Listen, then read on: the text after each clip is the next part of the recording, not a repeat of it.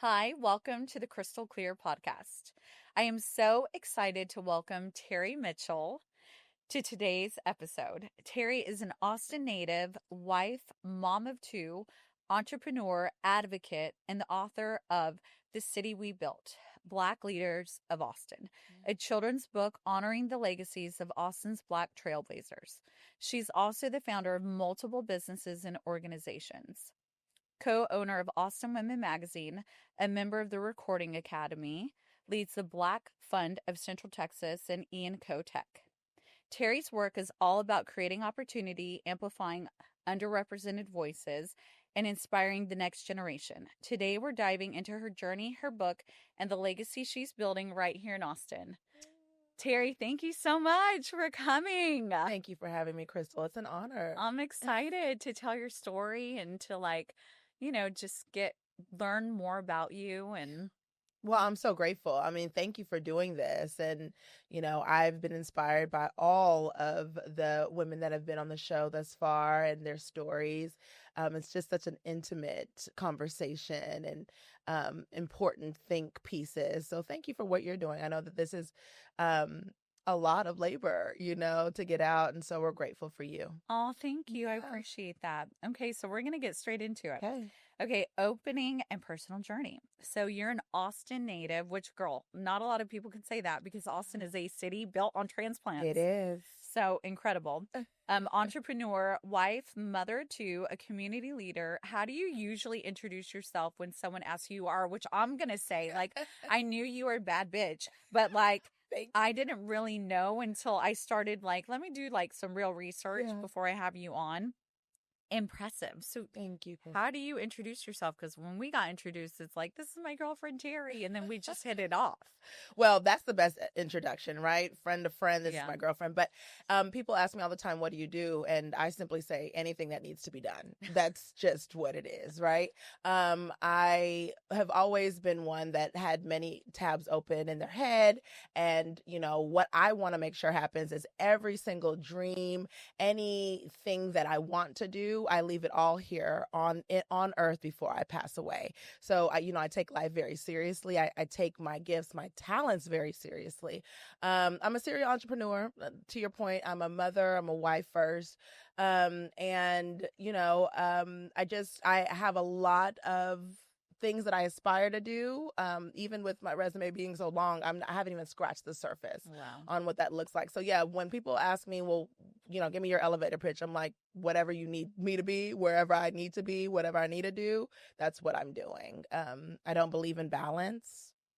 I think I'm more of a juggler in the space of whenever something is high up in the sky, the ball is high, I don't really necessarily prioritize that. It's good. But anything that's falling to the ground is what I have to pop back up. So I don't believe in balance. Every day is different. Every circuit of my life deserves a different level of priority, a prioritization. But I'm a juggler, and you just get it done. No questions asked. No questions asked. You just get it done. As a mom, I mean, you have to, right? Yeah. There's no days off. If you're sick, it doesn't matter what you're going through. Not at all. Granted, you have your husband, your spouse, you have people that you can lean on. But at the end of the day, no one's going to do it the way you do it. As a mother and as a business owner, especially. And I've certainly. Oh, you know that. Yeah. So that's so interesting to me that you don't believe in balance because that's not what's pushed, right? It's having a balanced life. But in reality, a lot of us are hanging on by a thread or of course. You really just have to learn how to shift and be flexible. That's right. And I think balance, even the word itself creates anxiety. It creates pressure. It makes us depressed when we don't hit those markers. And I just don't believe that any woman, doing all the things, there will ever be a level of balance to life. So I don't put that level of pressure on myself, and I don't think that any woman should. I think you do the best with your to-do list and know that when you complete one task, that 3 more pop up, subtasks pop up. So your to-do list is never ending. And therefore you do the best with what you have in the day. and you move forward. I think some of the best entrepreneurs and serial entrepreneurs and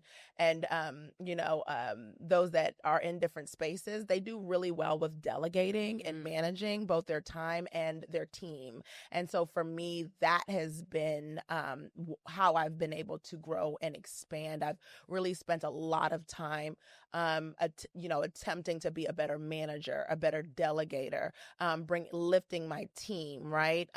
Knowing their strengths, right, and their weaknesses, right? And knowing where my gaps need to be filled with my team. A lot of the people, they see me as the front runner, but every single one of my businesses, they have strong teams in place that own the work so that I can go on and do other things or use that extra time for my family and friends. Yeah. So team management is really important. I tell a lot of people, we say company, I want a company, right? But your company, you're the only person. Yeah. That's not a company, No. right? Like a company means a company of people. It means a slew of people bringing their gifts and talents in to make whole on the puzzle, right? And your job as the leader is to facilitate the puzzle and know people's puzzle pieces, including your own, right? And you really know you've done a good job when that business or initiative is running without you.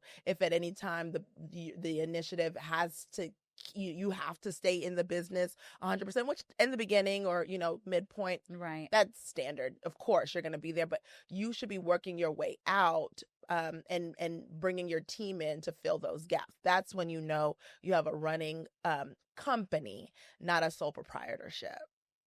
That's incredible. Yeah. And putting people in a position to win, right? Absolutely. Seeing their strengths and recognizing your own Right. weaknesses. And like you said, putting them in a position to win. So they want to be there. They want to do good work. They want to work hard. Their goals are also being achieved. That's right.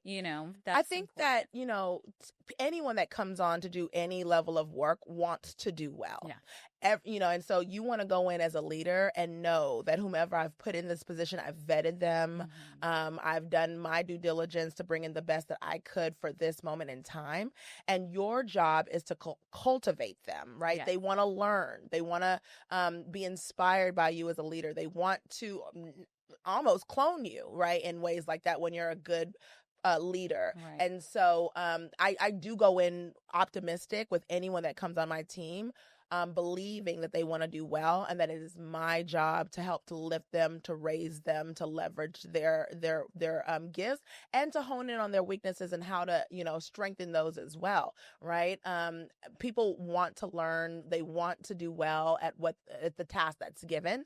And so you want to create an environment where they're constantly learning, where they're constantly being challenged, but more importantly, that they own the work. Yeah. I think that's the part. And in order for them to own the work to some degree, after you've handheld for a while, you've got to let them go and let them do it. Yeah. And I think a lot of folks in positions of authority want their staff to do things their way, their process. And the reality is that is not giving them the autonomy to do their job, right? Some people may want to create their spreadsheet a different way or present a different way or, they speak a different way. And you have to be able to appreciate those uniquenesses and know that there's 100 different ways, 1,000,000 different ways, in fact, to do a certain task. And so you appreciate what they're doing well.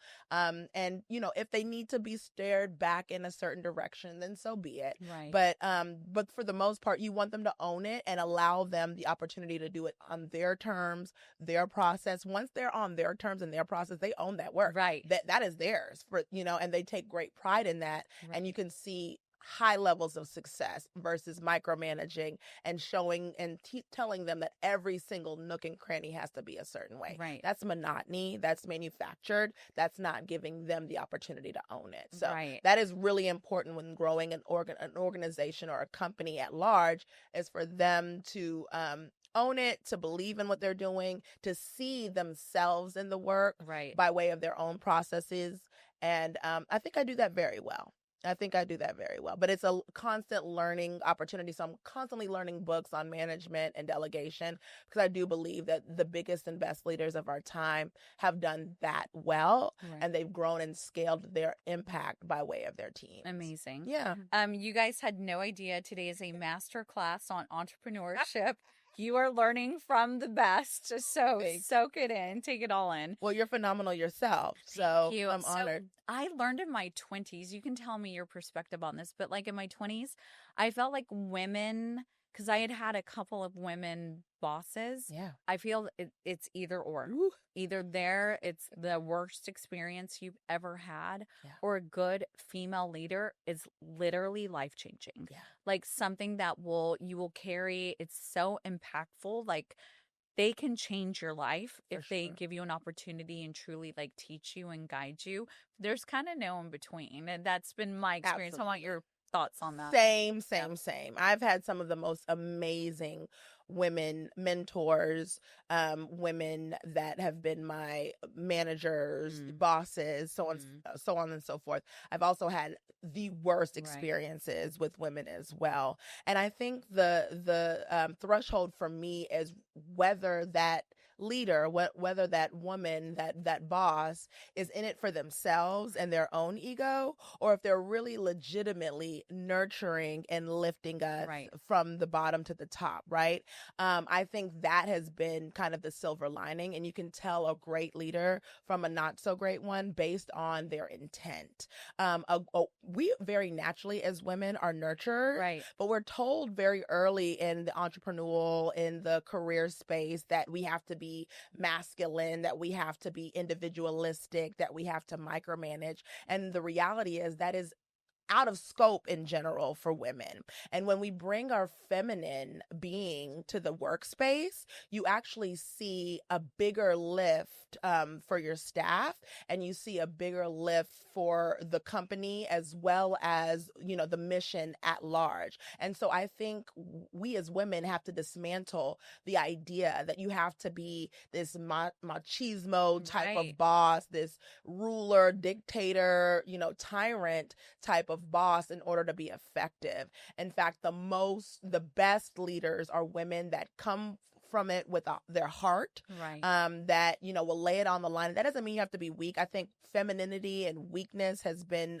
falsely connoted to be the same word. That's not at all. In fact, being feminine is one of the strongest, most revolutionary powers that can be. I mean, you've seen Troy of Helen and her feminine change the scope of time by, creating wars between, and casualties between figureheads. That is the power of femininity. We know how to turn heads. We know how to move the needle. And truly, feelings and love is what moves people. A lot of the time, what I know to be true is people will never, ever remember what you did for them, but they will always remember how you made them feel. Right. So if you make your staff feel empowered, if you make them feel loved, then naturally they're going to work 10 times harder for you, and women can do that better than any man. And shout out to the men leaders. I'm not saying anything negative there. Yeah. But we as women have a superpower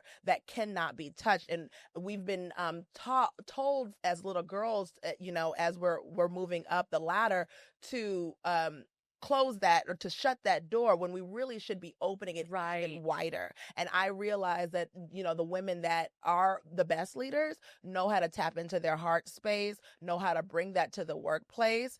That doesn't mean that they let people run over them by any means. But, when you're training people, much like children in a way, they understand and they listen and they can move forward with a space of love versus when you are too hard on them, and they kind of sink into that, right? It's the same thing with us and the folks that we are put in position to lead. We need to lead with love first, right? And just like mothers, I can lead with love, but there's discipline that needs to happen. Discipline is going to happen, right? But first and foremost, you're going to hear me from a space of love, so that even when I need to discipline you, you can hear that even deeper. You feel that you don't want to disappoint your woman leader, because you know, and you've seen and you've felt her love before, you know. So we as women leaders, we have a superpower that we need to tap into, and I want to talk about that out in the ether a lot more. Our femininity is true superpower. Truly. Yeah, it is. It's so true. Yeah. It's funny that you say that. Like, that's been a big message right now with Jackson and I. Oh, good. He's like, you know, Mommy, are you mad at me? Are you frustrated with me? And I'm like, sweetheart, yeah, I am frustrated with you, but I still love you. Like, even in moments when I'm really frustrated and upset, like, you're still loved. That's exactly right. So always reminding him too. And then also it's like the emotional part of it too. Yeah. Like, it's okay to cry. It's okay to, whatever you're feeling. Like, I always want to validate his feelings. Absolutely. Especially the little boy. Oh, yeah, exactly. But at the same time, it's like, okay, well, you're angry, you're in a bad mood, like, feel it, and then let's move on it. Let's move past it. Let's not stay in this. That's exactly like, you're right. Too little to be angry, boy. You're like bringing down the whole mood of the house. Like, let's snap out of this. But and just like Jackson, he doesn't want to disappoint you. Like he's an active young little boy. I mean, naturally, he's going to make mistakes and things like that. But because he knows his mother loves him, he realizes, and it like shocks him into a place of wanting to redirect his emotions and how he's showing up, because he doesn't want to disappoint you. But that starts first from a space of love. He knows that he's loved. He knows that you love him unconditionally. And so that very naturally, anytime you are, putting on the discipline hat, he is listening even more, because he wants mommy to be nicer, or, go back to the loving space. And I think that's the same thing in the work environment, the same thing. We are just older beings, but to the core, we're just little girls and little boys looking for approval from our bosses or authority figures. And we all have them. Even me, obviously you, as a boss ourselves, we still have someone that we have to report to, and they do too, and so on and so forth. So we are always looking for that approval, but it starts with knowing that I'm loved, I'm covered, and that I'm safe. Once that is the threshold, I can hear you when I'm out of line. I can hear you when I need to recourse or redirect, but not the other way around. If I don't feel safe, if I'm always being chastised, you're condescending, you're mean, I can feel that you don't have, good intent, goodwill for me, I can't take your discipline. I'm almost in a space where I'm going to sabotage what I'm working on, because you don't inspire me, right? And so we as women, we can do that best. Men, leave that, macho stuff to the men. We as women need to tap back into who we are naturally, which are nurturers.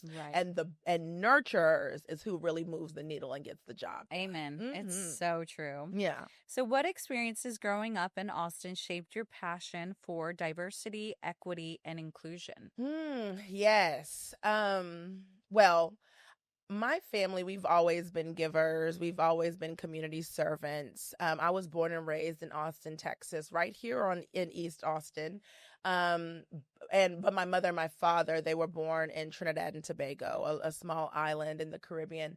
And just, in the Caribbean, it's, each one teach one. If one is down, everyone's down, right? We move as a unit. And that, they brought that here to America. They brought that here to East Austin. And for me, we didn't have a lot growing up, but we were rich in love. And so I'd seen my mother, bring in the unhoused sometimes when they didn't have a place to stay. She would give them a place for a week, or we would feed the neighborhood. We barely had anything in our pantry, but she would feed the neighborhood, during the holidays. And whenever we were out of school, we would go and, to shelters and love on, those that are in shelters, the elders, the same thing. So I always grew up with a space of servitude, knowing that it was our responsibility when we had a little to give to others that didn't have anything. And that just very naturally progressed as I grew up. And, just always wanting to help, always wanting to be there for folks in my inner circle. And then, I went off to college and left thinking that I was gone forever. I moved to several different cities, major cities throughout the country, and then met my husband in Austin. I started a business, even though I wasn't here, and met him by way of that. Long story, I'm sure we'll get into it. But when I came back, I realized very early after leaving, after college, coming back, that gentrification was happening, that there was still this economic disparity happening for Black and brown folks here in Austin, and that if it weren't for me and others like putting our demands on the table with the city of Austin, that we would be erased forever, and that there would be no one held accountable to that. And so, I started not for any reason, but to help, started working with the city, working with the commissioners of Travis County to understand and identify what the problems were for Black and brown folks. Unfortunately, when you look at the city council dais or even, Travis County commissioners, a lot of them don't look like you or I. Right. There's no melanin on the dais. And so I do believe just because of that, they are not aware, not because they don't want to change, and create equity for all, but because they are not aware. Right. They're in their own bubbles. It does not impact them or their circles or their spheres. Right. They don't know anyone that's having these hardships. And so, very loudly, I started organizing to ensure that they heard us and our issues, and that we were opening their eyes to what the problems were and holding them accountable for those challenges. And one thing led to the other, and before you knew it, I was leading, movements in the spaces of education, health, economic and workforce development, as well as now housing, right? Creating affordable housing opportunities and things like that. And so I'm really grateful. I do believe that Austin doesn't want to be known as the biggest economically segregated city in America, which is in fact their title to date. We are the biggest economic segregated city in America. Texas Tribune and USA Today have picked up, have written articles about the economic disparity.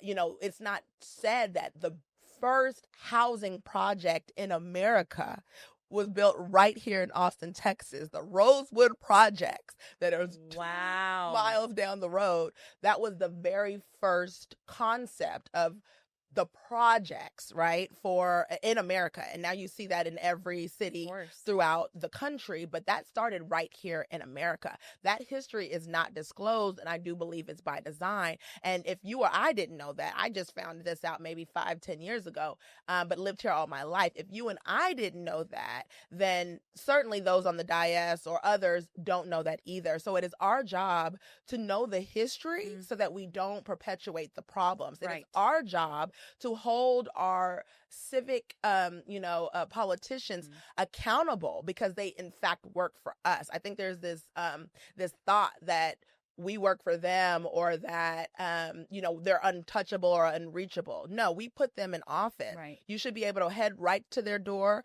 and knock on their door right there in Austin City Hall any minute of the day. And in fact, that is our right. But, how to advocate is not, there's no real written manual for that, right? And in fact, when I started, I didn't know what to do either. I just knew to have some conversations, hold them accountable, and move the ball forward based on those conversations. And as a businesswoman, we know how to do that, right? You take nothing and turn it into something. So I was really just taking my business principles and putting that to political advocacy. And since then, we have been the reason why, there's been a public health commission passed where different stakeholders in the health space, Central Health, Austin Public Health, Ascension Seton, they're talking to each other and putting together plans for the pandemics, for epidemics, for natural disasters, and how different this would have been if we had a public health commission during COVID or during Winter Storm Uri, right? These are the things that would have moved the needle, because people would have been talking to each other, and passing resources more equitably, right? And so that has been passed. We built the first and only Black men's health clinic in America right here on Cameron Road in Austin, Texas. That was built 2 years ago, right? The first and only one that is focused on the Black man. And now all men can go, but it's focused on the Black man because they're nuanced, right? And that they have the highest mortality rate, and that we used to be guinea pigs, essentially, right? And so there's this stigma for Black men more specifically, that the hospitals and clinics are bad, right? Or, and that they are there to harm you versus help. And so now when you walk into a Black men's health clinic where the nurses and the doctors are Black as well, and they're focused on you and your specific issues, it really dismantles that level of anxiety. And we're seeing huge waves of Black men finally going to the doctor, finally getting checkups, because they feel like there's a space that believes in them, that loves them, and that wants to see them well, right? We are the front runners of things like the Black Fund of Central Texas, where we gave out more than $1 million over the last 2 years to Black-led nonprofits and community grassroots leaders, unrestricted dollars, so that they can go and grow their mission and their impact, far and wide, right? We're working on a $150 million affordable housing project with the city, right? Where there's a mixed use. And so shout out to you, because I definitely want to talk to you about that, as you're a broker. But, one where we are creating generational wealth by way of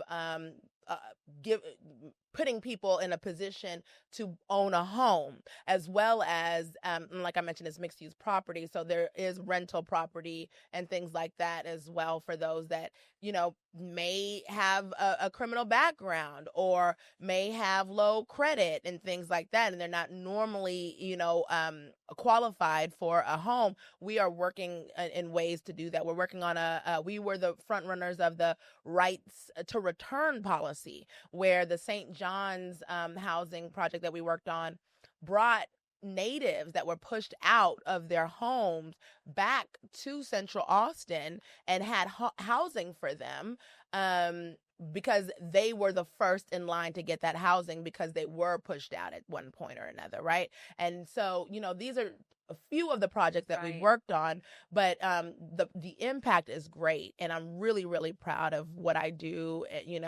Just being a servant, I honor my ancestors, I honor my mother, and I honor the next generation, my children, right? Because I want to see them live in a space where they're comfortable and they feel like, and they see people that look like them just the same. I think a beautiful city has all spectrums of colors, right? Those are the best cities, right? Where every culture is honored and respected, and that they have space and place for that. And so I'm really proud to be building that and helping to build that here in Austin. That's one of the reasons why, in addition to my family living in Round Rock and Pflugerville area, because I've been in Austin for 20 years, and then I had an investment property, sold at the height of the market, and was like, okay, well, what am I going to do with this? Another investment property. I just built a house in the east side, and I'm like, you know what? I'm going to maybe buy a forever home. By my family. And so, bought my house in Round Rock. And aside from the familial part of that, there's diversity there. That's it. There's so much diversity. My son now goes to school with people that look like him. It's so important. People look like his father. People look like his mother. Yeah. Where Austin, you don't really get that. It's a little bit, slowly but surely, but barely. Barely. Yeah. And in Round Rock and Pflugerville, that's right, it is a far more diverse, and that was very important to me. Yeah, I'm so glad that you did that. Your son is a mixed, beautiful baby. The world will identify him as Black, as you know, and it's really important that he sees people that look like him. To your point, I remember going to PWIs myself in middle school and high school, and my mom did that by design. We lived on the east side. This is when you're talking about folks folks that are in Pflugerville and Round Rock, they were all on the east side when I was a little girl, right? We got pushed out over the last 20 years to the outskirts, but we were right here in East Austin. But my mom, unfortunately and fortunately, would push us to schools on the west side of town because that's where all of the resources went. And I don't fault her for that. And I'm grateful because I think I wouldn't be sitting in this chair talking to you about my accomplishments and things like that if it were otherwise. I've seen how some of my friends in my neighborhood have fared. You know, some of them have went off to do great things, you know, given the circumstances, but many more of them have, you know, faltered to the systems of imprisonment, or are dead and gone, you know, or have left the city in general. And so for me, I'm grateful that she did that. But at the time, it was really hard to be the only Black token child. You know, that's a different level of pressure that everyone puts on you, from the students to the teachers. You know, you feel isolated even when you're around 100 people. You feel like no one really understands you, you know, that you are the ugly one or whatever, right? And your culture is not honored. The color of your skin is not honored. And so although I was able to excel in one way of my life, I was left with a hole in another way of my life, right? Just feeling like I didn't have my people around, right? And so I do believe that diversity is important. And I think that is one of the best things that I love about my book. It's wonderful to see little Black kids light up about it, but it is a different level of an experience when I go into these predominantly white institutions and the white children light up about it, right? And they get to see that, oh my goodness, there are good Black, you know, women and men that have done amazing things in my city. They're so proud, right, to see that, you know, and that to me is different, because that's a different experience, because we're teaching little kids early that we are all equal, that, you know, there's beauty in every culture, and that, you know, the stigmas of media is just that. They're just stigmas. There are, you know, phenomenal, you and I know, we have plenty of mutual friends to show that there are phenomenal Black people that have done stellar things in their lives, you know, and it just doesn't get broadcasted the way that they need to. That shifts the mindset of a little white boy or a little white girl, you know. It really shifts them to a space of equity. And I hear their conversations, and just that generation, they're just different, period, when it comes to diversity. But to show them that we really do exist is there's a different level of pride that I see in them too. So I'm really proud when I get to go to schools that don't have diversity, and just see them light up like a light bulb as well. You know, diversity is important. It teaches all of us that no one is better than the other, right? And that it is our responsibility as human beings to one another, right? There's no color in that, because we all bleed red. We all have the same blood in our bodies, you know? And so we're just different shades of the same God. You know. Amen. Yeah, it's so true. Good work. True. Yeah. It's interesting because, you know, my mom's Mexican, my dad's Greek, and I always wondered. Okay, yeah, Copulus is it. Greek. Yeah. Okay. So we lived in Georgia for 5 years. We were in Memphis, Tennessee before that. Wow. Yeah. So, but the South is like very segregated. It's very much like, you know, some wearing Malcolm X, and then a lot of people wearing the Confederate flag. Yes. You wear your X, I'll wear mine. That's right. Very segregated, very racist. People say that about Texas, but I'm like, shit. Not, yeah. It's like a different level there. But I remember, you know, growing up and being literally the only brown person. There were far more Asian kids then, but not a single Hispanic in my elementary school. And there was like one Puerto Rican. Yeah, there was one Puerto Rican in when my sister was going to high school. Okay. That was it. Otherwise, Black, white, Asian. And so you know. Yeah, I know. Yeah, you're definitely not white enough for the white people, and you're not Black, but you are brown. So, and I was friends with everyone. Of course. You know, so. A little social life. Yeah, I was friends with absolutely everyone. But yeah, it's wild. And to see my son, he's been telling me, Mom, I am a strong Black boy. Well, he is. He is. I say, you're also kind and you're also smart. Right. But I'm like, and you're also Mexican, boy. Like, you love those tortilla with butter. It's like, do not forget that. But I don't even like push that on him. I just feel like with time, Of course. He'll He is the best of both worlds. And I also notice whenever we go places, like let's say we go to the Domain and there's kids playing, he always gravitates to the black children. Yeah. Or a mix. Yeah. Always. Yeah. So it's so interesting to me. And that's just not new. We're just naturally what that is, and it doesn't mean that he doesn't love, his Mexican side or his white friends. It doesn't mean any of that. Yeah. It just means home feels like people that look like me. And that's okay. I think we all to some degree can relate to that, 1,000%. Yeah. Beautiful. Yeah. It's so interesting as a mother, right? To like see to a biracial son, just to like, and then having a husband that was black and going into places in Austin and he's the only black person at this restaurant. And the eyes that are, and for me, I was so in tune and aware of that. And for him, he just, I've done it my whole life. Exactly unfortunately. Right. Yeah. Mm-hmm. And so sometimes when I'm with my white friends, and I'll be like, take a look. And they'll like, look, I'm like, there's not a single black person in this restaurant.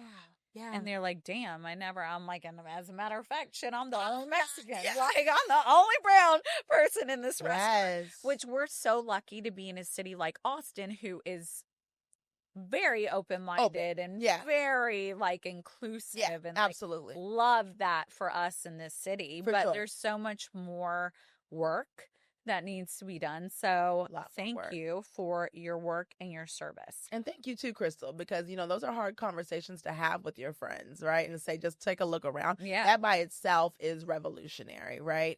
And it just opens up their mind. And, you better believe the next time they're in a restaurant or any place, even without you, they are going to take a look around. Right. They're going to be like, wow. They're going to take a look around at their workplace and be like, wow, so it does take, inner circles to be brave enough to just say the thing, right? Like, what are we doing? How can we be better? That is where the real movement starts. I can scream and yell to the top of my lungs and it won't mean a thing. But when you go in with, because they love you and they know that you're coming again from a good place, right. They can listen, they can receive that, and they will take that on, not just in their workplace, but to their home, right. to their spouse, to their children. To their children, yeah. And that's how you change the dynamic. That's how you dismantle the systems.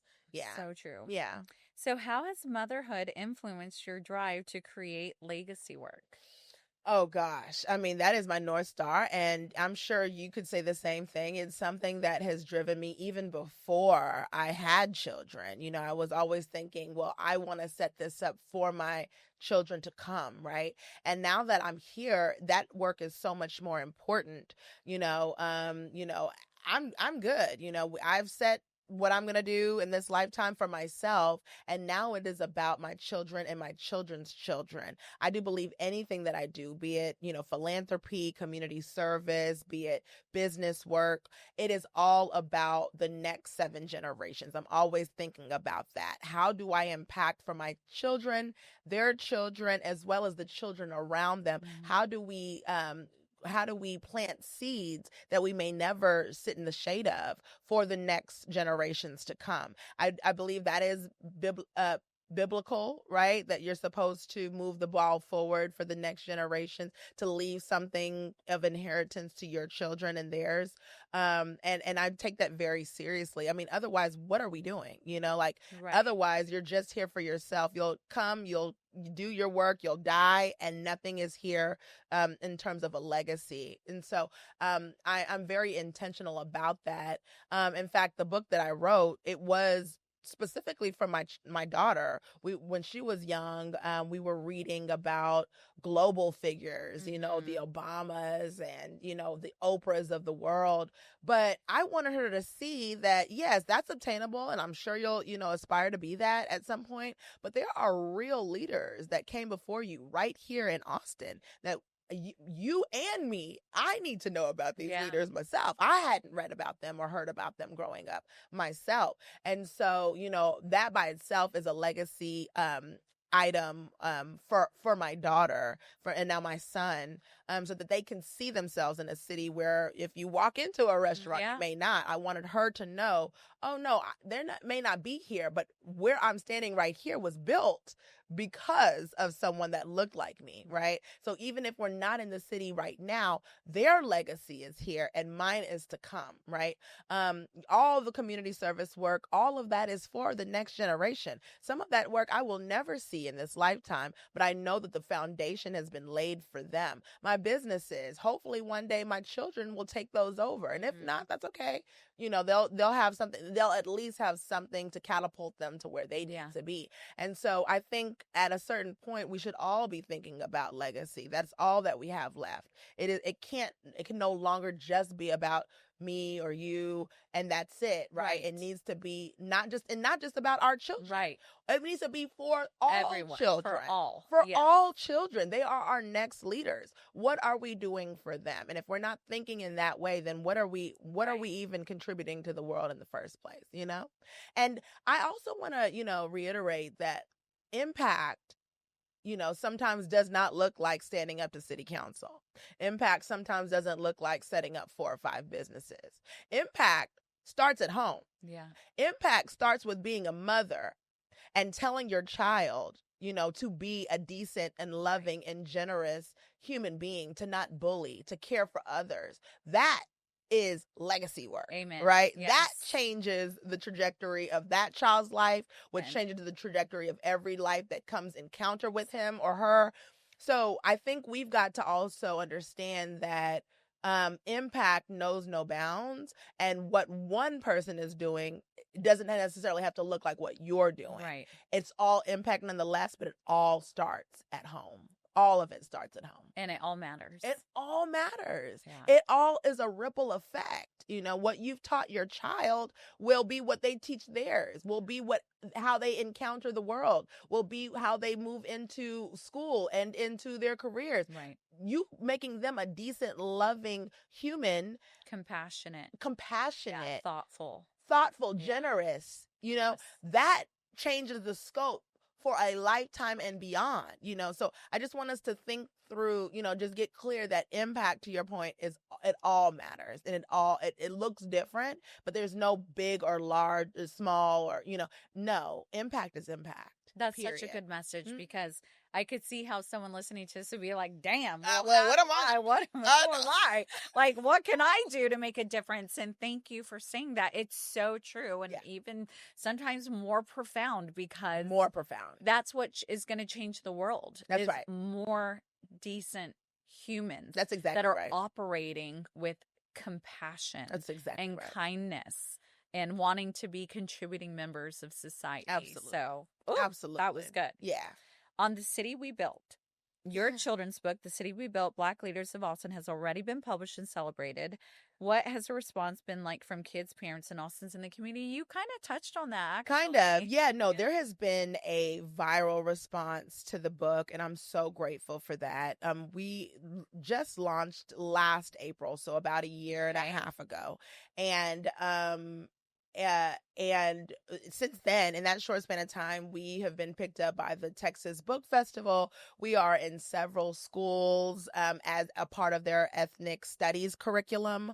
Some universities have reached out. Shout out to Houston-Tillotson University. They're a regular in terms of purchasing it for their students, for their library, as a gift to their donors. And the reason being is because 20 of the 26 leaders in the book either went to Houston-Tillotson University, their children did, or they worked there. There was some interaction of some kind with Houston-Tillotson University, which really shows the gravity on and the weight of and the magnitude of what Houston-Tillotson University was and still is to the Black community here in East Austin. They pumped out legacy leaders. You're talking about A.Z. Taylor Morton, who was the first and only Black female U.S. Treasury for the United States, right? Like under the Jimmy Carter era. That came from Houston-Tillotson University. That came from Austin, Texas. There hasn't been another Black female treasurer to date. Her signature was printed on the U.S. currency, on the dollar. So where we didn't have Harriet Tubman on the $20 bill, we had a Black female's signature on the dollar. That came right out of Austin, Texas, right? And it's that level, that caliber of excellence in the book, from politicians to athletes. Willie Wells, he was said to be, he was a Black baseball Hall of Famer that was born and raised here in Austin, went to Houston-Tillotson University as well, and then went on to play for the Black Senates, the Black Austin Senates, was admired by the Jackie Robinsons and the Babe Ruths of the world, and we don't hear about him. He was here right in Austin, Texas, and so many others, from artists and authors, educators, the likes. They were here in the book. One of my favorites was Velma Roberts, why she's my favorite is because she was just a simple woman, in fact, living in poverty, had plenty of kids, I think 10 or so, maybe more children, and, was on welfare and all the things. But I love that she was this woman that had every obstacle, every bias on her back, and still found a way to ensure, she spoke up at city council, much like I do, and got free lunch for students in elementary, middle school, and high school. And to this day, that is why we have a free lunch system, was because of Miss Velma Roberts. Wow. This woman that, with everything that she had going on, still made time to advocate, right, and to hold the city accountable to our children. I was able to benefit from that as a little girl, from the legacy of Velma Roberts, right? And how she just simply, with the time that she had, as little as it was, still thought about others in a larger scope, right? And then she went on to publish a newspaper. There was a Black-owned newspaper, and she then went on to start an advocacy group, and things like that. But I love the fact that just this regular girl, mm-hmm, with that didn't have much herself, had a heart so full that it has impacted generations to come, right? And now getting to talk to her grandson, which for me is like the highest level of honor for the book, is that descendants from the leaders that I've lifted have loved on me, have thanked me, for not forgetting about their giants, their family giants, right? Helping them for us to remember what their families have done. That was, to me, the scariest part of this book. Is like, oh my God, what if I come up with this book and the descendants are like, why would you talk about my grandmother like that? Why would you talk about my mother or my grandfather like that? I don't like what you said, right? And in fact, that has not been the case. They have been honored. They have poured into the book. They, they purchase it. They, they come to the events. Whatever I need from the descendants, they're there. And to me, I know that I've done well, mm-hmm, because of that. So for me, that, regardless of the accolades and, where it's stored, we're in all the major stores, all the major online sellers, we're all there. We're in the schools and all the institutions, we're there. We sold like 75,000 copies in a year. Wow. But to me, having the approval of the descendants has been the highest regard. And so I'm really grateful for that. I didn't know, Krystle, that I was creating a history book. Yeah. I thought it was going to be a children's book with some biographies, mm-hmm, but it is a history book. It has been, categorized as a history book, and institutions are using it as a history resource. That's incredible. It's wild. It's been a beautiful experience. I'm really grateful for it. Yeah, you should be. Thank you. Is there a particular story or leader that resonates most with you personally? So Velma Roberts is one. Okay. A.Z. Taylor Morton would be another. Willie Wells, the baseball, mm-hmm, player that really just has not gotten the claim to fame like he should, is certainly one. And I will also lift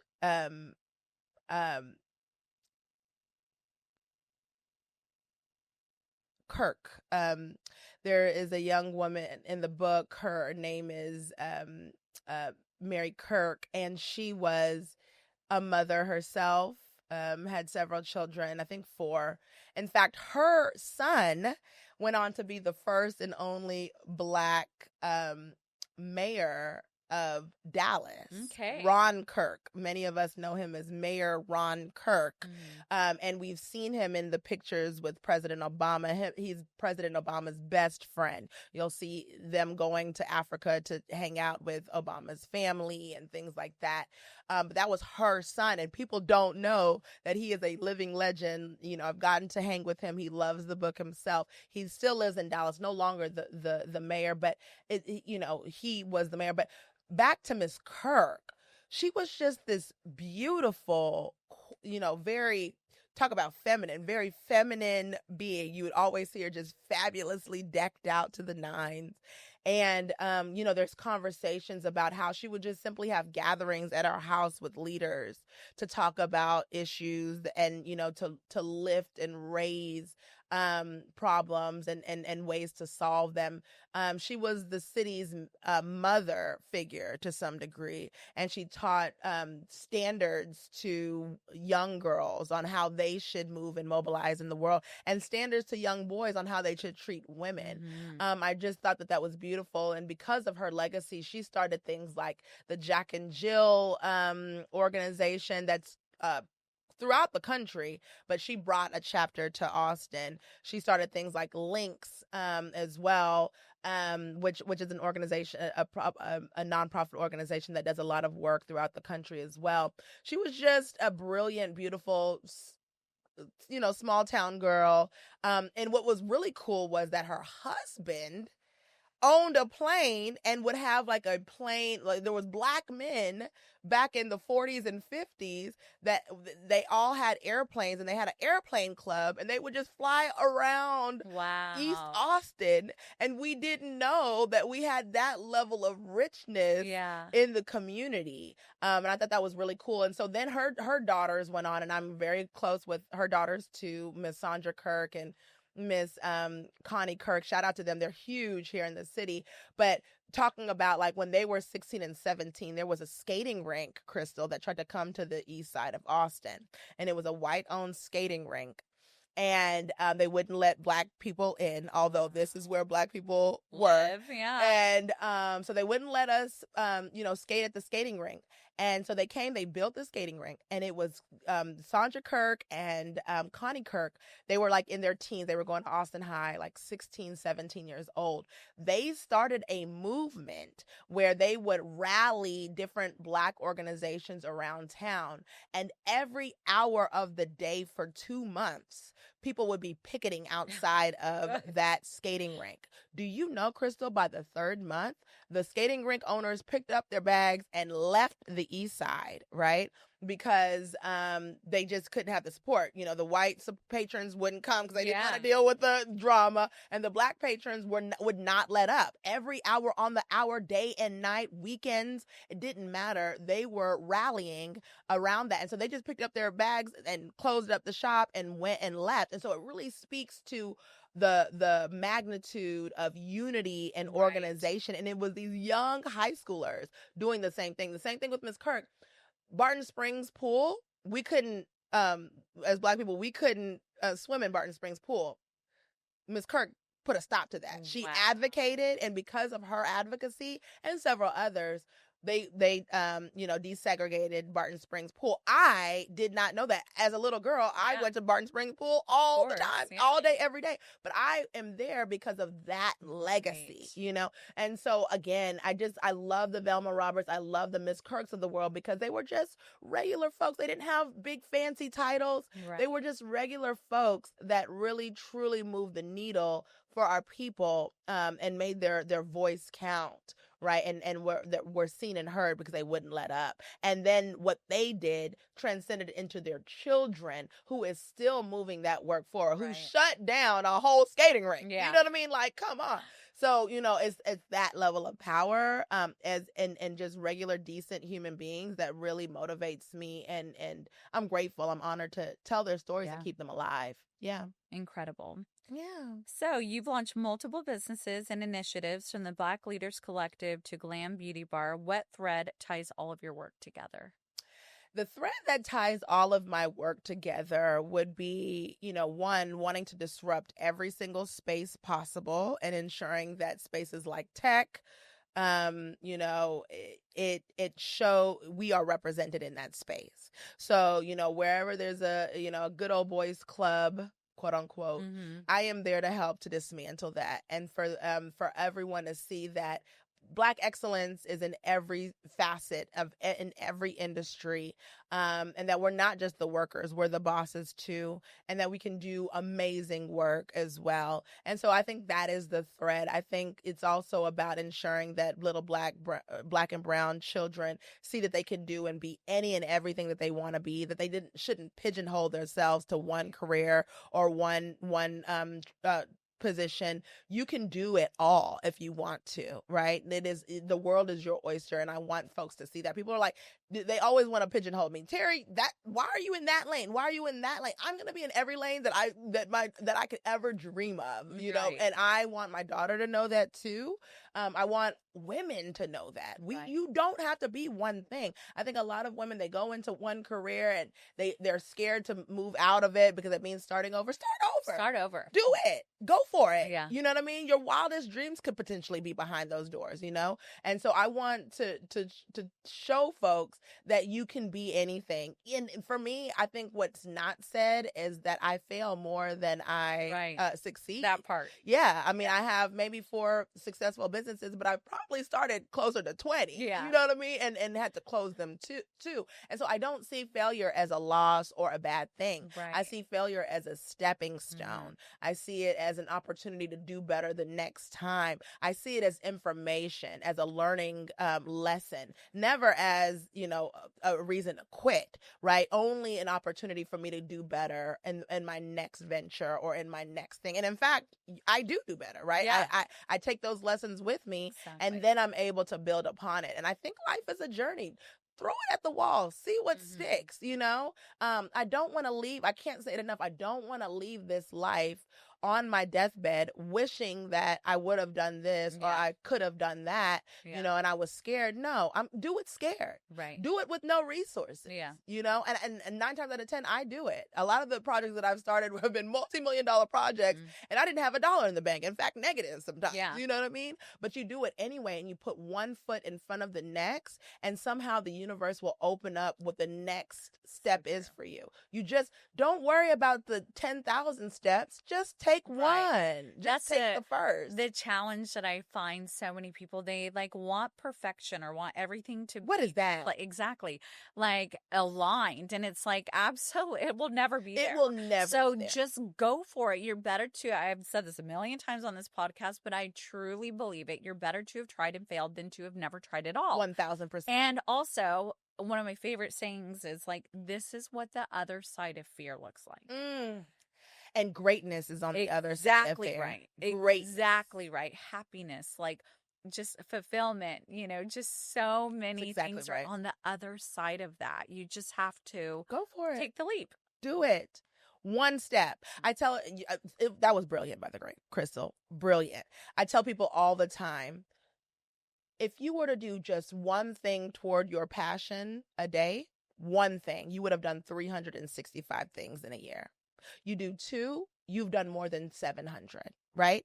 So let's not talk about, yes, see the big picture, but then start at square one. Sure, you got to see the big picture. You got to see the end goal, but don't get stuck there in the big picture. Just start at square one. Right. And if you start and you put one foot, just do one task. And that goes for, you know, working mothers. That goes for, you know, for career women like you or I, you know, yes, spend time on your passion. Spend an hour a day on your passion. Do you know you will look up in that 1 year? By the way, we are in August right now. Right, girl. Could you imagine if you would have just done one thing a day since January, where you would have been? And even then, just start today. Right. You still got 4 more months, right, in the year. You do one thing, you will look up in a year and be in a whole different place. Right. You would have met a whole different group of folks that would have, you know, brought you closer to your goal. Just start with one day and one thing. That's all you have to do. That is all you have to do. Don't let that big picture hold you and create shock, fear. No, just do the one thing. Even if that's something as simple as researching, listening to a podcast, shout out to Krystle's podcast, right? Whatever it is, just do that one thing toward your goal a day. You will look up. It's just like a muscle. Mm-hmm. You will look up and be the buffest and the most fit you've ever been in. But if you don't start today, then you're going to be a blob at the end of the year. Exactly. So just start. Just do one thing. I've had a few people that are like, oh my God, your podcast is so good. Like, how do we elevate it? Or how do we promote it? What is your end goal here? Like, how do you get picked up? How do you, And I'm like, one day at a time. Yeah. I'm like, eventually, as I get more followers and listeners, then it will become top 10, because that's the goal. Top 10, top on iTunes, Spotify, picked up, like, but I'm not focused on that.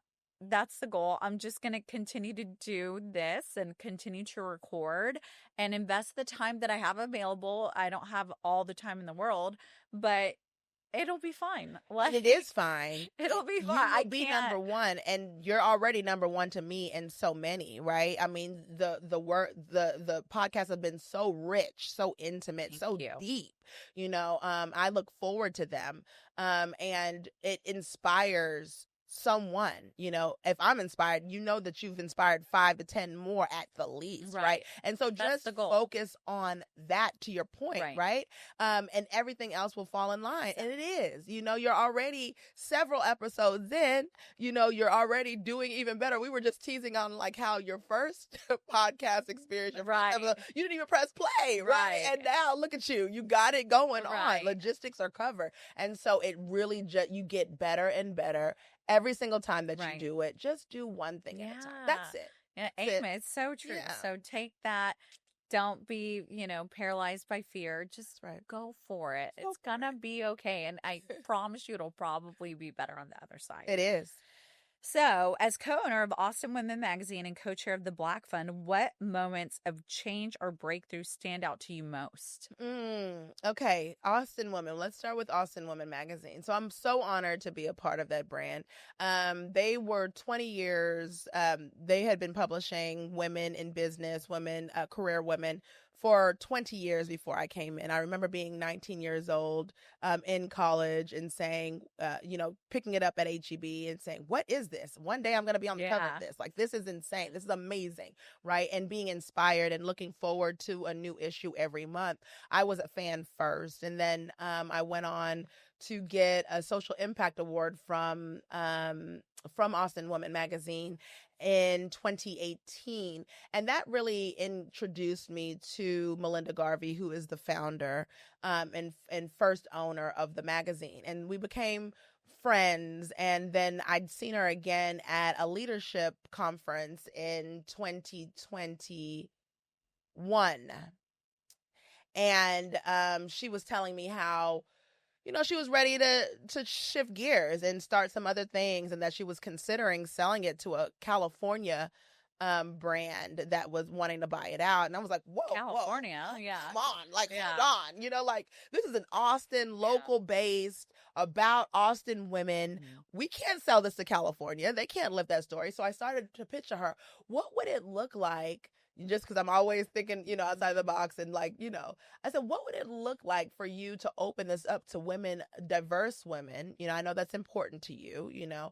She's a white woman, but has always pushed and lifted diversity, and so I was like, what would this look like for you to open this up to to different women to be co-owners, right? Maybe 10, I kind of threw out the number 10 co-owners, and we all look different, and we're able to bring our cultures and our resources, our networks to the brand in order to help grow and scale it. She was like, that is a brilliant idea. She was like, for me, I'm just so tired of dealing with this on my own. I have all of this pressure on my back, right? I am not scaling as fast. And I think, to your point, it's because I am not the one that can go and influence different demographics. I said, yeah, bring on different ones. So she started down the track. Girl, don't you know, it was April. By September, she had already found the 8 women that she wanted. We signed on the dotted line, paid our dues, and we were announcing to the world that we were the new owners of this magazine, the first to ever do it like that, right? The first to just like open up a diverse brand and board of owners. And when I say owners of diversity, I'm talking about, Neha Sempat, who is, a $1 billion owner of a software SaaS firm, and so many others, and she's an Indian woman, right? And then you have Lana, who is a managing partner of Chase Bank, a financier at her highest level, and you have Linnell McKay, who is an Asian woman who has been at the height of her career in the federal government level, and so many others, right, at the highest peak of their careers are now owners. And I'm the baby of the bunch, and I get to sit at their feet and just like listen and learn, right, and be inspired by these women. And we have grown and scaled the brand to date. In the last 4 years, we have done some phenomenal things. We've opened up the pathways and have had some of our biggest events to date. And it really does speak to how powerful diversity is, Right. When you are when you really want to grow and scale, it's because the brand is diverse and listens and understands different nuances and uniquenesses of demographics. And so we very naturally get to do that because we're represented in most of those spaces. We have 2 Hispanic women, Ana Ruelas and Gretel Pereira. Oh my gosh, the highest level of their, of their careers, and they bring their culture and their hearts with them, right? And I get to learn about different cultures. I get invited to their cultures, amazing, right? And I'm so blessed from that. And so I'm really grateful for Austin Women. It really is, I'm a girl's girl just naturally. I love girls. My sisters, I have 2 younger sisters. I grew up with a single mom. I love women. And so to be able to lift women empowerment and women in business, I mean, what better, right? And so I'm grateful to do that. And with the Black Fund of Central Texas, that work came out in 2021 as well. And we put out our first grant cycle in 2022. And the idea was always to just help create resources for the under-resourced, which is, in fact, first and foremost, Black community grassroots leaders. And so for me, I just took my tech buddies, right, from my tech firm, and I said, y'all, it's 2021. Everyone's trying to figure out like how, to be more equitable. There was the George Floyd movement, and, here locally, Mike Ramos, who, rest in peace, passed by police brutality. He was a Black and brown man himself. That really, at that point in time, everyone was asking, how do I help? How do I support? And so for me, I, told my tech bros, this is the way forward. And in 6 months, we raised $1 million. Wow. Like that, wow. And to date, it's an even bigger fund. But I'm just what is beautiful to see is what the grassroots leaders and the nonprofits, their work is growing and scaling, and they are commingling and collaborating. And that you got folks like We Can Now that goes into the community and gives money, it gives food and resources to the unhoused, helps them find affordable housing as well. That they've been able to be granted to do the work to grow and scale, right? You have organizations like the Village Place over there, like right down the street, that houses, moms and resources for moms as well.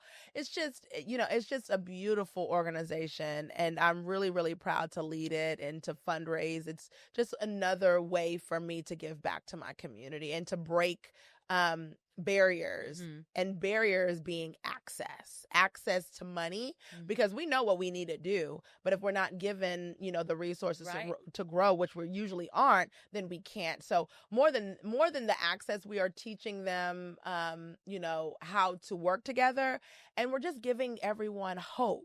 We're showing them that we see you, that we honor you, and that we're proud of you. So we're in our 3rd grant cycle now. Applications close September 12th for those organizations far and wide that are are supporting black bodies in any way, I would suggest that you apply and hopefully get some money for your mission and your cause. Apply? You can go to blackfundcentraltx.org.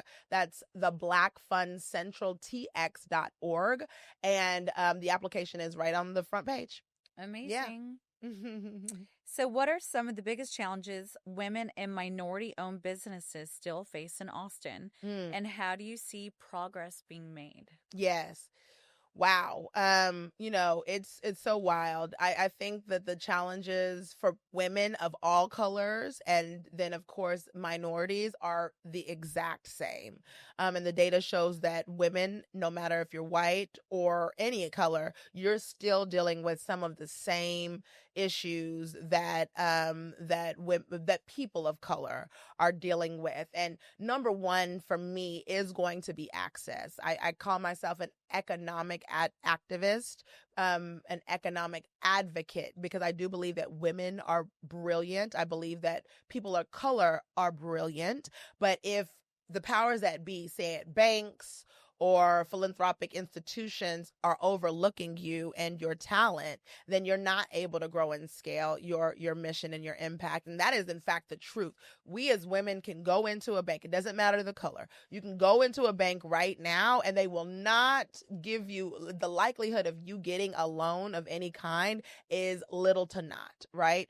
A white man can go into that same bank with less qualifications and get exactly what they're looking for. We don't have that, those abilities still to date. And so for me, providing opportunities for us to know what to work with what we have, right? To learn how to grow and scale our finances, to provide opportunities to folks, to give them a leg up so that they can grow and scale their impact. To me, that is really important. That to me is the number one challenge that we have. The other challenge that we have is that we're still pit against each other. Women are seen in a certain regard. We as women will say, okay, well, there's a white woman, there's a black woman, and so now we're fighting each other. What is that? That is so crazy. We are still women in the same fight. We should be one for all for one, yes. Right? And the same thing in the black and brown community. I see that a lot. Right. I have lots of sisters and brothers on both sides, and I still see that we are isolating ourselves. Oh, I'm not messing with brown people. I'm not messing with black people. That is insane. Yeah. If we knew the power of unity, we could take all of this over. You know what I mean? But we are our own worst enemy when we stay divided, when there's division, right? And so we've got to learn our power as a unit and that we have the same issues. I think that is number one, that, the power of love. When we love each other, truly, we can excel past all of these issues, right? But when we pit ourselves against each other, that is by design, and that is what holds us down. That's what keeps us oppressed. And so I'm seeing it on all scales. Women, people of color, I'm seeing that, and I think the thread of love needs to come back to the surface. Love for all, love for humankind, love for humanity. And then very, very close after that is economic access. Those that have, it is our responsibility to give back. And not just give, but to teach how to get it, right? Finance by itself is the game. If the issue is not black or white. Right. It's not black people versus white people. The issue, racism, slavery, all of that was on the back of money. So the real color is not black or white. It is green. Right. That is the color.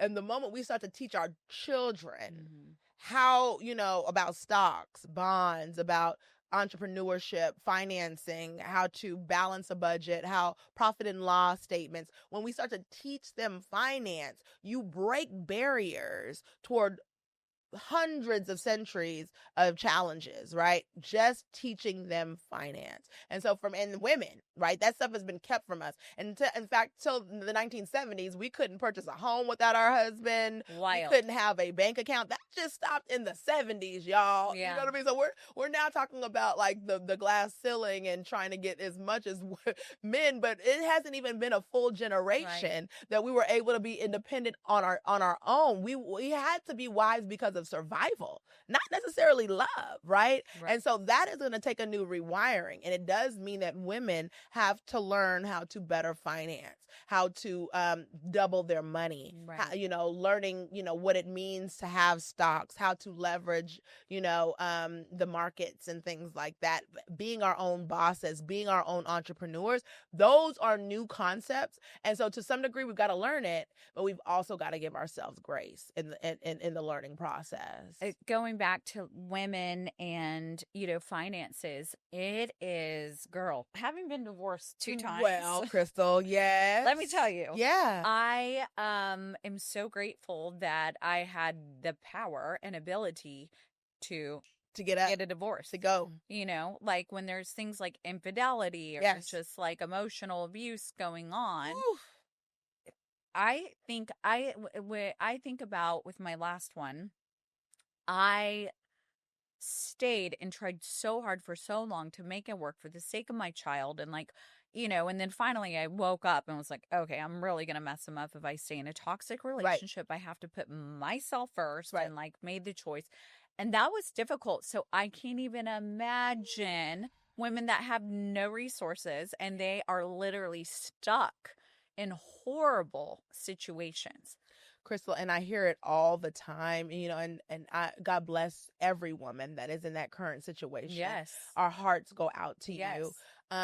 It reminds me of my grandmother. My grandmother had to deal with all of the things that you were talking about. Before meeting my grandfather, she was a seamstress. She had her own seamstress shop. People would come and, get their trousers made, their dresses made. And she had to stop that to become a homemaker after getting with my grandfather. And my grandfather was a wonderful grandfather. He was a wonderful father, but he was a terrible husband. And he had lots of infidelities outside of the home. Very embarrassing to my grandmother. I would see a relationship very early on where we had a two-story home, and my grandmother would stay on the top story of the house. That's where the stove was. It's just a little awkward of a home, but nonetheless, she would stay on the top story of the house, and my grandfather would stay on the bottom, and they would never interact until it was dinner time, and he would come up to eat. But that would be the only time that they interacted. And my grandmother never spoke to him, found him quite annoying, stayed to herself. And it was on his death, when he died, at his funeral. That was the first time that I ever seen my grandmother truly smile, truly happy. Right? That's heartbreaking. That is so horrible. Led a life of misery. A whole life. No. Because she had 8 children, had no money, was dealing with this man who was messing with every woman up and down the block, misery. And could not go anywhere because where are you going to go? Right. And so she stayed with it for the sake of survival. And so women look at me crazy when I say, I think it's beautiful that, women want to be homemakers. I think it's beautiful that, women just want to, take care of their homes and their families. And I think that's an important, your number one task in life. That for them, but. And have something to back it up with. Because I do believe that men to some degree, not all men, certainly not all men, but a lot of men to some degree, if you are 100% reliant, they start to see you as property. Right. And that is a very dangerous place to put yourself into. Right. And then the disrespect could potentially come, all that. But even if that is not the case, let's just say you have a wonderful husband. He provides you with everything. And we all know a woman or two like that they have that. If that man was to pass today, how do you keep the legacy moving forward, right? And so you've got to, in this day and age, at least have a backup plan, it's so right? True. You've got to have something to rely on, to fall back on, should there be anything else. And then most importantly, if you have a daughter, you want to show her that you are independent and your own person, regardless to your family structure. You want to show her something different, because this day and age, the decline on marriage, right, and the ability to be in a healthy relationship is less and less. Not impossible, not completely obsolete, but it is less and less. So you want to show her that you are your own woman first. And the woman, and if you really think about it, men are usually attracted to you the most, much like my grandmother, when you are this independent, fine thing. Right. Don't ever lose that. Right. It's Do so not ever lose that. important. It is so important. It is heartbreaking. I have some friends that are like incredible careers, and then they meet someone and then the man's encouraging them to like, oh, I make enough money for both of us. And then they know they stop working, and I'm Red like, flag. girl, like, unless you have some like solid prenup and you're protected, incredible. But like, that's just your fiance, and then sure enough it doesn't work out, and I'm like, girl, could you and what happened? imagine had you stopped working and were like completely reliant upon this man? Happens all the time. Exactly. And so don't get relaxed. Women, and financial literacy, and it's just so important, it's critical to be able to stand on your own and be on your own, knowing that if, heaven forbid, something were to happen in that relationship, you will still be able to, you can leave it. And you will be able to take care of yourself. That's right. And your children. Or it can leave you. Yes. Right? I mean, you pass every day. Yeah. You know what I mean? So, yeah, it's important. It is important. Yeah. Don't get relaxed, ladies. Never, ever, ever, ever do that, right? You could slow up a little bit, but don't stop. Yeah. Don't ever stop. So important. Yeah. So balancing rules and personal insight. You're also a member of the Recording Academy. How has creativity, whether through music, writing, or business, shaped your leadership style? Oh my gosh, I'm so honored to be a member of the Recording Academy. That was not on my bingo card for 2024. Really grateful for that.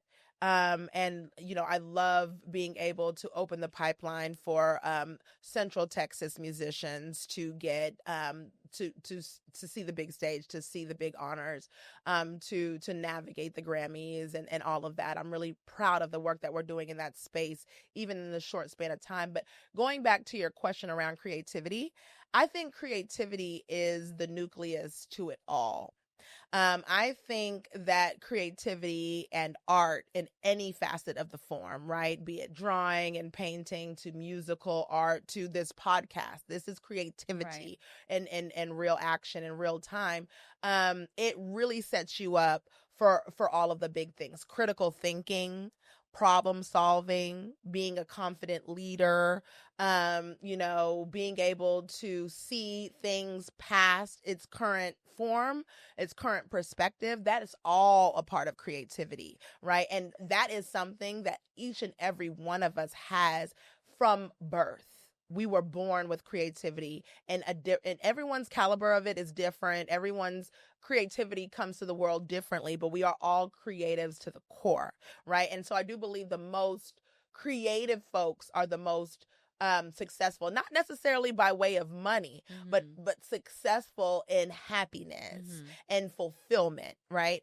And so I do believe that is like the central nucleus of humanity, is to be creatives, and that we as adults should never leave our creative beings, right? So a lot of the time we're always chasing money, but that's important, I get that, but what can we do to stay creative? Because if it's painting that you love, or yoga, or being one with nature, whatever your creative form is, helps you to be a better person in however your way of making money is. It will help you to think differently, to problem solve differently, to think of a problem bigger, better, and how to fix different issues. That comes from creativity. We also, as adults, have to nurture that in our youth. And a lot of the time we want our youth, our children, or the children that we're responsible for, to nurture our creativity. No, their creativity might look different, right? Yeah. Nurture their creativity. Let them dream and imagine and fake play and role play for as long as they possibly can, because this world is cruel, right? And not to mention, they usually have the problems. I mean, Kanye's a little crazy, but he hit it on the nail when he said, listen to the kids, bro, because the kids have the answers. Sometimes I have mentees that are really my mentors. I will go to Gen Z and be like, how do I solve for this? Yeah. And they will give me the simplest, clear-cut answer to the solution that I, in my millennial brain, could never even fathom, because I don't think like that, right? And so their creativity looks different, and it should be honored. Our creativity looks different, and we've got to find the time to honor that, because it makes us better people in the workplace and better people in the world. So with the Recording Academy, it's just another vehicle toward creativity. It's a little nuanced. I'm a little nervous with the music space. It's just this wild, wild west, but I'm learning. And for me, life is a forever learning opportunity. And so I get to grow and learn in that space too. And I'm honored and excited for the work to come in that space. That's so cool. Yeah. With so many roles, how do you protect your energy and find balance? Which we all know there's no such thing as balance for Terry. No, I don't find balance ever. And every day looks different. But protecting my energy is something that I do not play with. I have mastered. I have mastered that. I think, for me, it's about having good quality, loving people around you, your safe space, and knowing when they no longer serve you and getting up from the table. Because a lot of the time we will hold on to history of friendships or relationships because of the time, but they no longer serve you, and they're taking from you. They're depleting you, right? A lot of the time it's your environment. That could also be your job or your career or the business that you started. If it no longer serves you and it's depleting you daily, you've got to put it down. You've got to put it down. Not that it won't be hard. Yeah. Work is hard. It's going to be hard. But if it's taking from your soul, from your spirit, then it no longer serves you, and it's time to hang it up. And so we've got to know when to move away from the table.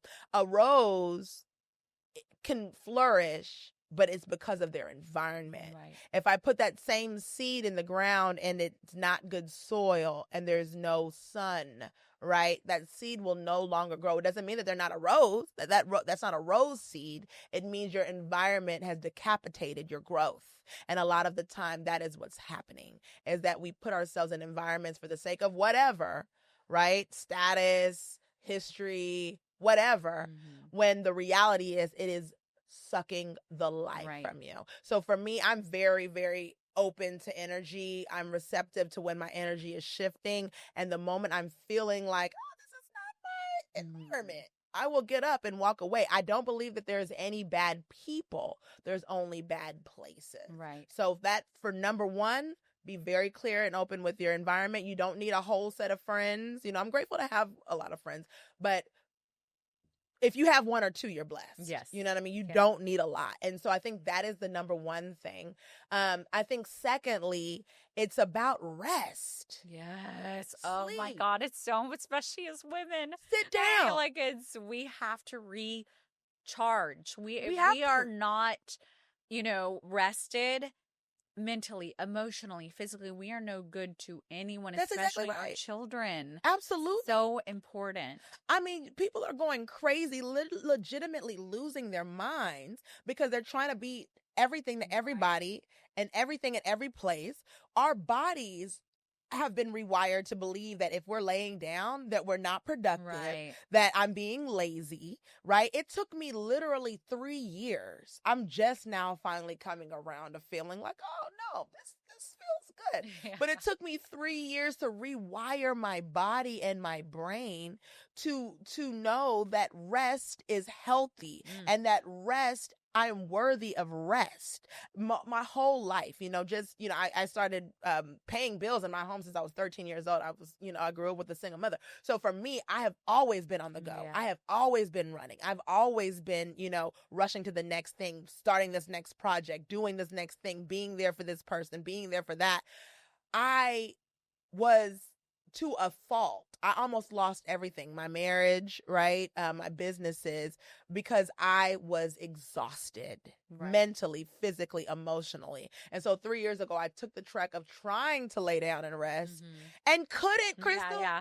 Every time I would take something out of my calendar, I would fill it up with something else, like I just couldn't see spaces, and I thought in my head that rest meant lazy, that it meant that I wasn't, working on the next thing, that I was going to get behind. Yeah. No, rest is like that boomerang. When you decide to go back and just pull back, you spring forward so much further. Right. And so to your point, as humans, we are a machine. Yeah. And much like how you got to plug your electric car up and charge, or put gas in that car, is the same way that rest and good food fuels us to do better, to be better mothers, to be better, in the workplace, to be better to our significant others and to our friends. We cannot do that exhausted. Right. And I don't believe we were made as humans to be exhausted and to run this rat race. I think the environment, America, has taught us differently. But resting and recharging, it speeds you up so much better. You think clearer, you are, a better person, your mood is better, right? It's just, you need it. And so rest and being very clear on your environment is how I move the needle. I'm just being good to myself. Yeah. If you want to buy that shirt, buy the shirt. And not every day, not all the time, but here and there, spoil yourself. You work hard enough. If whatever your self-care is, if it's facials and massages, if it's getting your nails done, whatever that looks like for you, do that thing for yourself.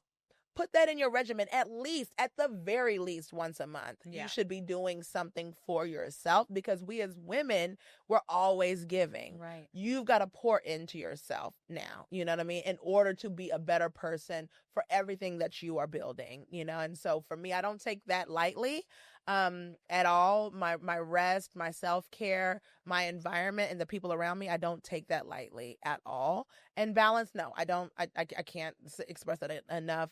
There's no such thing as balance. But when my body has told me I'm done for the day, you're done. I'm done for the day. You're good. The to-do list will be there tomorrow. Yes, exactly. We're good. Right. We're good. Yeah. So speaking of marriage, you and your husband have been together 14 years. Yes. Married 8. I love asking people, what is the secret sauce? What advice would you give to people? What's the secret sauce here? Because in a day and age where so many people get a divorce, relationships are not lasting. No. What is your advice? What's the advice? So, the advice, funny enough, came from a mutual friend of ours, Kiko Anderson. Yeah, shout out to her. It was about the 10th year. He had just engaged to me. Well, back then it would have been like year 5 or 6. And we had just engaged, and I'd asked Kiko Anderson, who is a divorce attorney or a family law practice attorney, for some advice on, moving into this relationship. And her only advice to me was, do not marry for potential. Ooh. If this man does not change another day, could you live with who he is today for the rest of your life? And I was like, whoa, because we as women, we're all about growing folks, romanticizing, and when this happens and when do we get there? If none of that ever happened, could you deal with who is presenting themselves in front of you today for the rest of your life? And I could 100%, without a doubt, say yes. Mm-hmm. Now, do I want different or more? Sure. But if nothing ever happened, I would be very proud of who I would marry. And so that stuck with me, because I think, a lot of the time we as women, we're always, to your point, romanticizing or living in the future. Mm-hmm. And we always see people as their best selves, or what we think is their best selves, because their best selves in your mind doesn't exist. Yeah. That's just what you would do if you were them. That person is not real, honestly, right? And so if the potential question is very important. The other thing is yeah, to that point, just being very clear on who they present to you. If this man is inconsistent in his communication, if, he has a bad attitude and goes off berserk and is talking crazy to you at some points, and has, and whatever, he's inconsistent in this or that, don't red flag. Yeah, like he's shown you who he is. I don't exactly know. Right. And so, Elon had to, he had to show me something different because I was not the girl that aspired for marriage. I did not see that growing up. Again, I told you about my grandmother. Yeah. I told you my mother and my father was a tumultuous and very toxic relationship. So for me, I never wanted to get married. You know what I mean? that was not what I was aspiring to. I wanted to be a boss.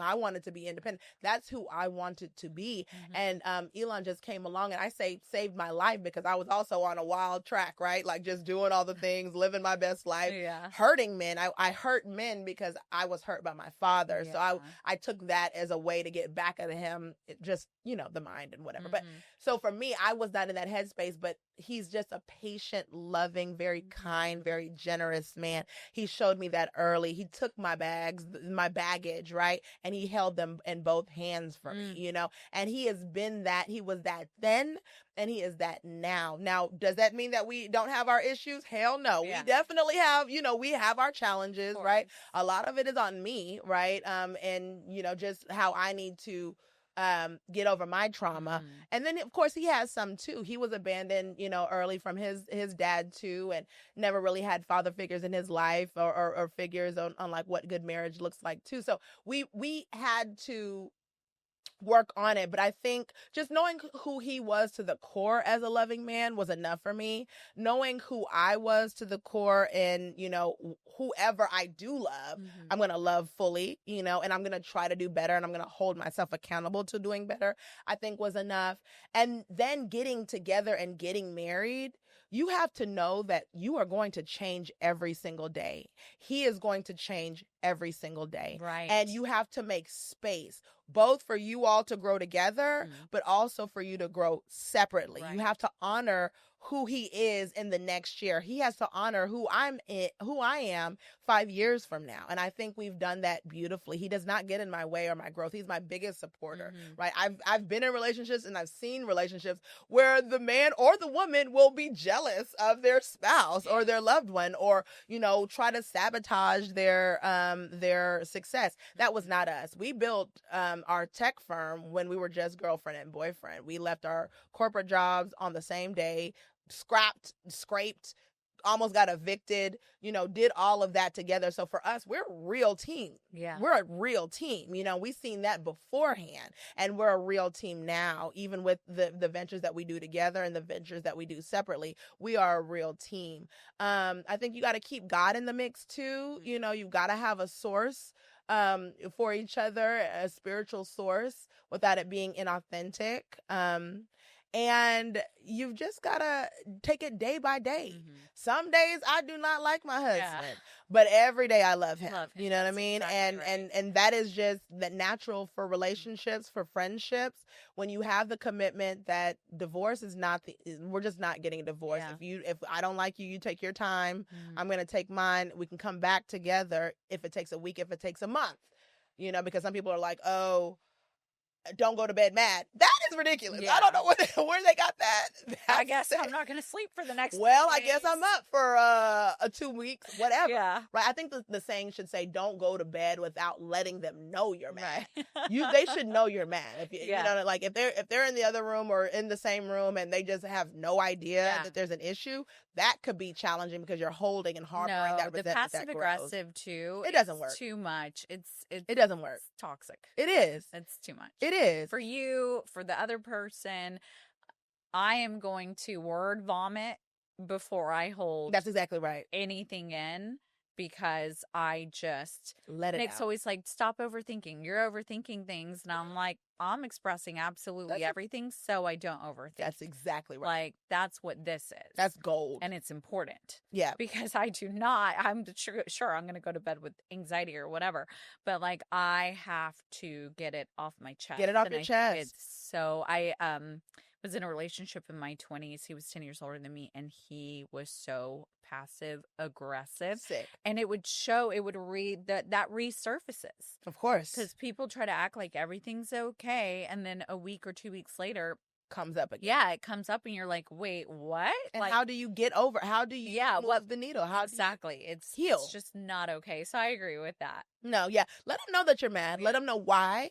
But I'm going to bed after this, right? Yeah. And maybe we'll talk about it in the morning if we're ready, and then maybe not. But, you know, and so I think that statement needs to be tweaked a little bit. But yeah, passive aggressive, me being silent isn't being passive aggressive if you know why I'm upset. Right. And I think that's the difference. And even when it's like, well, why are you silent? Well, I don't want to talk and say something out of turn. That's not being passive aggressive. Right. That is a healthy way of communicating. Absolutely. But you thinking that I can read your mind, or that, you know, you're going to change my behavior because you're being, you know, quiet and mean to me is insane. Yeah. And it shows immaturity. Right. And you're going to have to be mature if you want to be in a relationship. Right. Relationships are the hardest things because it teaches you who you are.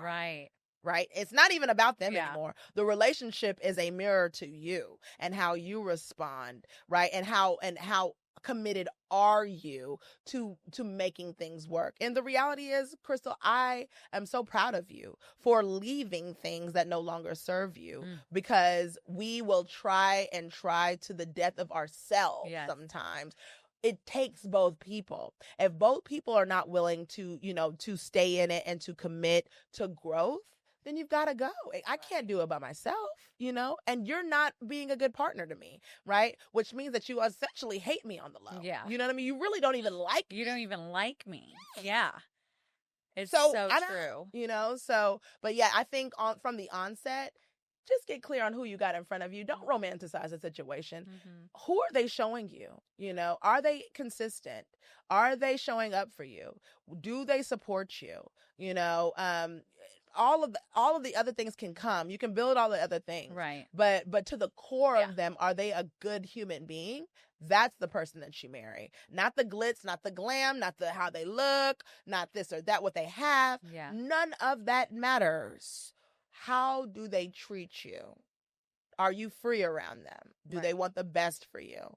Do they show you that consistently? Right. Everything else you can work and improve everything else, but the core is what the core is. Amen. Yeah. So true. Yeah. So we'll end it on you just, I think for women, because the big premise of my podcast is, you know, inspiring people, and they're so hot to be inspired by here. But what would you say to women that are like, you know, just getting started in their careers, or maybe they even want to do like a career pivot? Yeah. You are such an inspiration. You're doing so much for our community. Thank you. And just what would you say to young women, you know, especially minority women that are like just getting going and just getting started and trying to find their path? Well, firstly, I'm so grateful that you said both young women and women that are looking to pivot, you know, because our mature audience, I think that's a huge question and a gap for our mature audience, those that are, you know, late 30s and above, 40s, 50s, 60s, even, you know, it's really scary to pivot. And to both, I would say congratulations, right? You go, girl. Yes. You go, boss lady. I would say that first to them, because it really takes strength to decide that you want something different, decide that this no longer serves me, or that I need additional things for fulfillment. I think it takes a strong person to decide that, to get out of their comfort zone. So, you know, congratulations on that. The next thing that I'd say is everything works in your favor. The good, the bad, the ugly, the ups, the downs, it all works for your favor. Nothing is happening to you. It is happening for you. Right. It is happening for your greatest good, right? And I think a lot of the time when we're experiencing the uncomfortability, when we're experiencing, you know, less money or no money, or, you know, you're not getting the yes, right? No one's answering the call, the email. You start to feel like this is wrong, or it's, you know, I made a bad choice, or I'm not good at this. And none of that is happening. You are simply building the muscle that is, and really no pain, no gain. gain. We know that, right? Gotta feel the burn in order to feel the earn. And so, I would say just know that it's all working for you. Thirdly, we talked about it. You put one foot in front of the next. You can see the big picture all too well. Seeing the big picture says that it already exists. Anytime that you see something in your mind, as fabulous as it is, it could be that you are now the CEO or the founder of a $100 million corporate firm, or that I just moved into my mansion, or that now I have 4 Lamborghinis, or whatever it is, a family, whatever the big picture is in your head, it means that the universe is telling you that it already exists. That can be a lot for y'all to catch. It already exists if you see it in your mind. The next thing is to now walk the journey. And I think that's where we start to lose the faith, right? Is because we don't want to feel the pain, the heart, the work. The work is scary, right? And what if I lose? But what if you win? Yeah.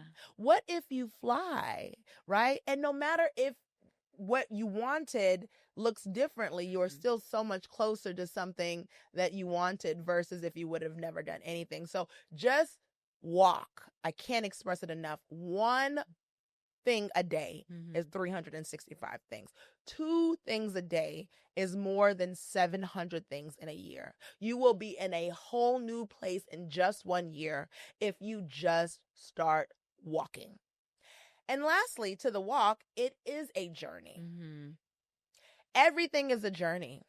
People look at me now, but I'm just turned 40. I've been doing this work. My first business, I started that when I was 19 years old in college, right? 20 years later, I'm looking like the 15-minute walk of fame. That is not, this has been a 20 plus year journey, right? And the things that I want to build at 40 will probably take another 20 years. But if I don't start today, then when am I going to start, right? And so, again, I take pride not in the end goal.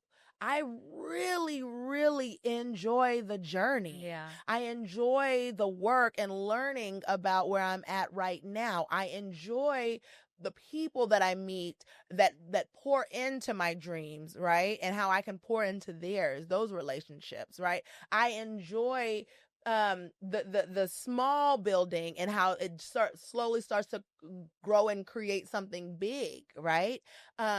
Enjoy the journey. And when you enjoy the journey, it takes a lot of pressure on the end goal. The end goal will be here before you know it, right?